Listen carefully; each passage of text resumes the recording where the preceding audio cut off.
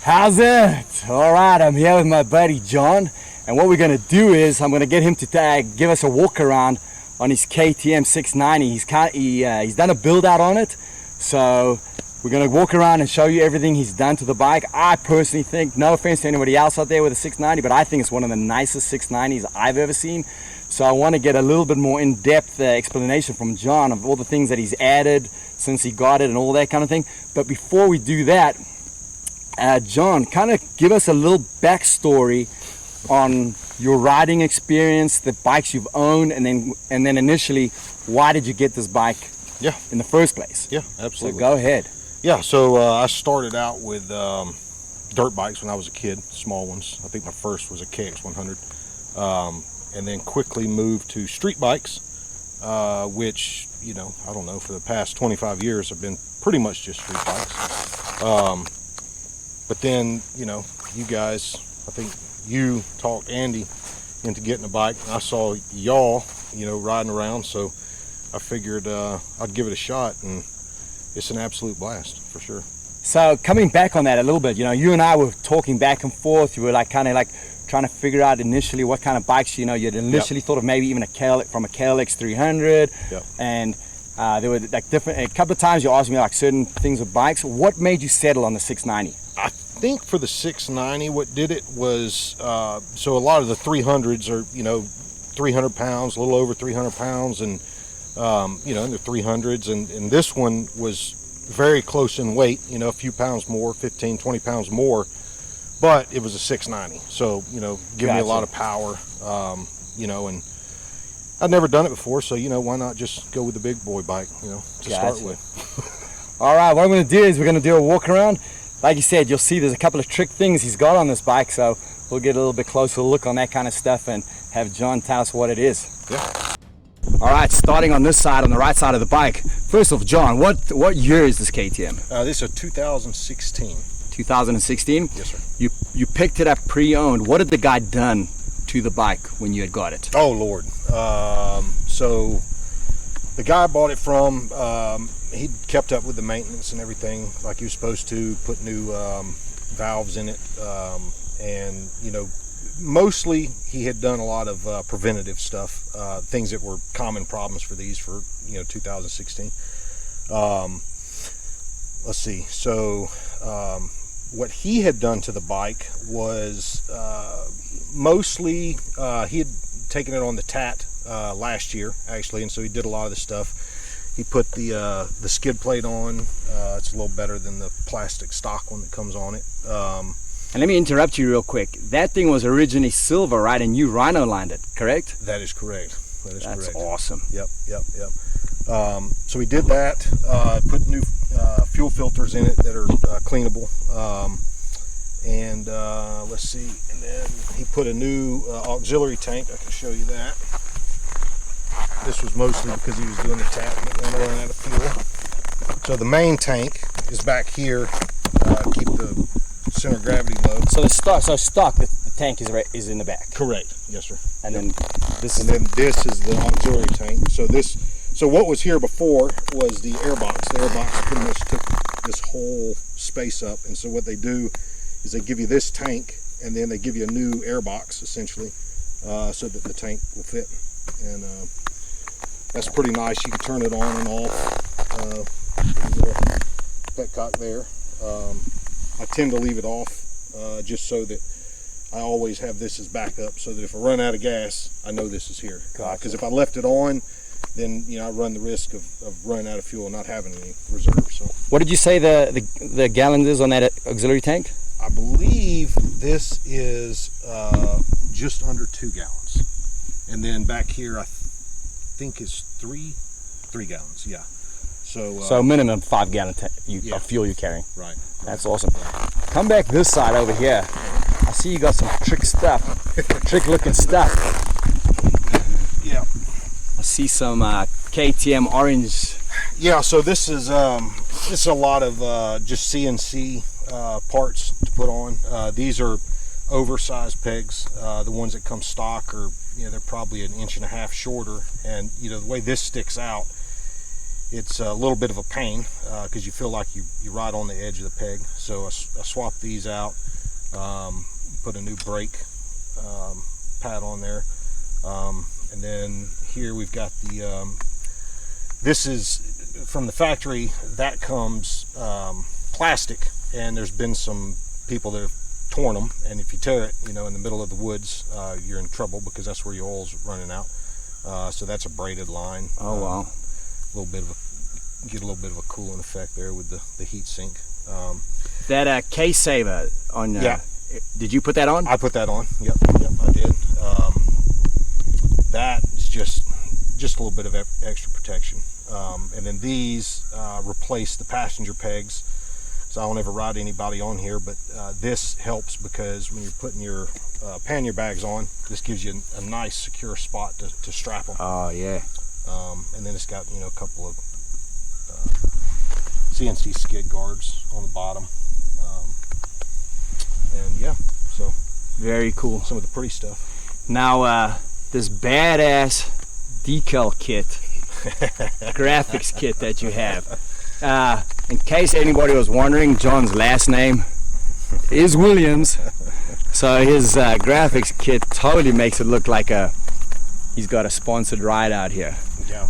Where did you get that graphics kit? That came from, I believe it was Germany, and it was a custom. They allow you to pick the colors and put your name on there and put your numbers on here, it was actually shockingly cheap. I think it was $130 for the whole kit.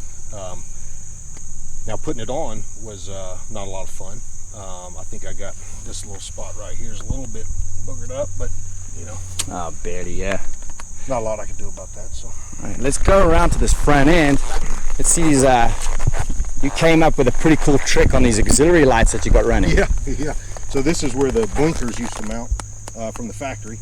And what happened was the fella I bought it from had moved the blinkers up here. Now he didn't have anything here, but when I saw the spot for the old blinkers, I thought, well, that's perfect to put some auxiliary lights on, and nobody can claim that they can't see me when I'm coming down the road.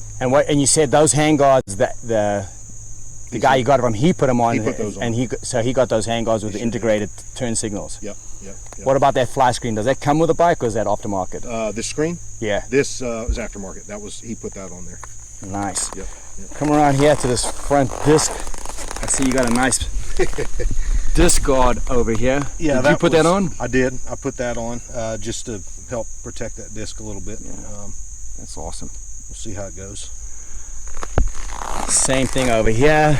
He's got a case saver and a chain guard over here. Did you put that on? The chain guard, he put the chain guard on, and then this one's actually a little better than stock for me because I've got the recluse clutch system in it, and the stock one would cover up the adjustment screw for the hydraulic clutch, and so to be able to tune the clutch, and so this sprocket guard's perfect because it gives me access to it. Gotcha. And I got a little oil cover there. So I was going to say that sight glass over there. Does it come with a sight glass, and that's just a cover? No. That's something you put on as well. That's pretty nice. Yep, to be able to see. So. And now, bringing up the you spoke about your clutch. You just recently replaced the clutch. What was that about? Yeah, so the clutch that was in it, he had never marked in the maintenance that he had ever replaced the clutch, and I know on our last ride, I think I told you, it was slipping a little bit on the way home. It actually got to the point that I wasn't positive I was going to make it home. It was slipping so bad, and so I had to replace the clutch anyway, and figured why not put a cheater clutch in, and I can still use the clutch like any other bike, or I don't have to use the clutch. It'll just go when you want it to go, with or without it. So I guess that's kind of like a mix between not quite a DCT that Honda runs. Correct. But so that's awesome, man. Yep. You just switch up the gears with or without the clutch. The only one of the drawbacks is that you don't get the best engine braking depending on where you're at. Because if the clutch isn't engaged, then it'll just free run, and so you can stop that by revving it a little bit, and that'll engage the clutch, and it'll stay engaged as long as you've got a little bit of pressure on it. But yeah, so awesome. All right, let's jump up here to this cockpit. A lot of fun stuff going on here in this cockpit. Hold on one second. All right, check out this cockpit. Yep. I see the steering stabilizers down there. Yes, sir. Some nice nice parts. Tell us about your cockpit, John. Yeah, so like I mentioned earlier, the individual I bought it from had put on. These have been absolutely great. He had the mirror mounts, but he didn't have the mirrors for it. It had the stock mirrors on it, and so I wanted to get something a little more compact. So I bought some mirrors, and they just slide right on this mount, and you're good to go. And they'll fold out of the way if anything were to happen. The steering stabilizer, I literally just put that on a couple weeks ago. This bike has a little bit of a wobble issue once you get above about 70, and at least with these tires on it. Like me and Andy were talking about, some of the people on the internet said that it wouldn't help with the wobble, but I don't know. I've had very little wobble out of it since I put installed it on. So I'm not sure if the folks on the internet haven't tuned them right or what, but it certainly has helped keep the wobble down. So very cool. That's a plus. Those grips, you put those grips on, or they came with? He put the grips on. He put the heated grips on, and then so he got these new ones to slide over. You can see that's the heating element there. Oh. It slides up under there. I didn't even realize you had heating on yours. Yeah, yeah. Nice. So that's a plus. And then you just switched out the tires. What tires are you running? Yeah, so these are the Motos or Moto Z, however they pronounce it. Tractionator. I think they're the Desert. Let's see. Moto Z's. I can't remember what they're called. I think they're the Desert. Desert. Tractionator Deserts. They've been absolutely spectacular for grip, and a lot of the reviews, they went on and on about how many miles they could get out of them. So, so that was what I went with those. That's why I went with those. Yeah, I've heard a lot of great things about them. Yeah, they've been wonderful on and off road. So, and then put some wheel tape on here, try to help people see me a little better. You can't tell now, but it's reflective. It's reflective, very reflective when you hit it with a light. So we'll see how that goes. Very cool. All right, so let's save the best for last. The sound of this beast and the exhaust. But before he fires it up, what exhaust are you running there? This is the Leo Vance slip-on, and it's a great exhaust. I recently took the baffle out because my buddy Andy wanted to hear it without the baffle. And I probably, I'm definitely going to put it back in because it is, it's a little on the loud side. I mean, I'm having to have my Bluetooth all the way up to hear my music when I'm riding down the road. So gotcha. That's not working out so great. So. And then real quick, even though we're not, because we're on a day ride, so you're not running luggage, what luggage system are you running on this bike? I have the Tusk soft-sided luggage. I've got the racks where I can use the aluminum bags, but I don't know. You got to put the racks on, and when it comes time to do a long trip, like doing the TAT or something like that, I'll probably use those. But for what we're doing up here, just camping out a little bit, the soft side work out great. So awesome. All right, buddy. Let's start that sucker up and listen to this beast.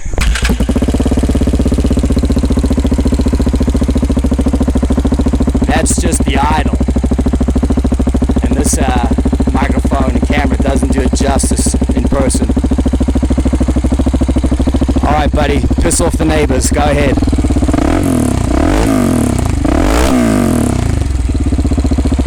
Man, that sucker's mean.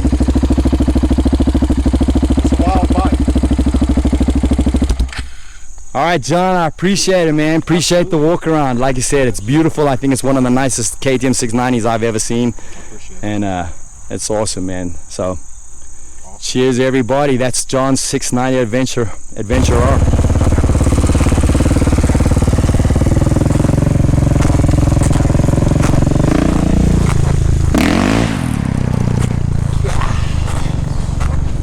That thing is crazy loud. Alright, John's going to do a couple of flybys so you guys get a full sense of how good this bike sounds.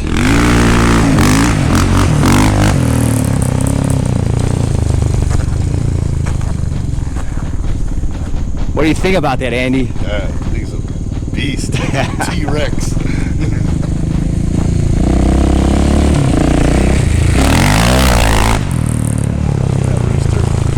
Man, that thing sure is awesome.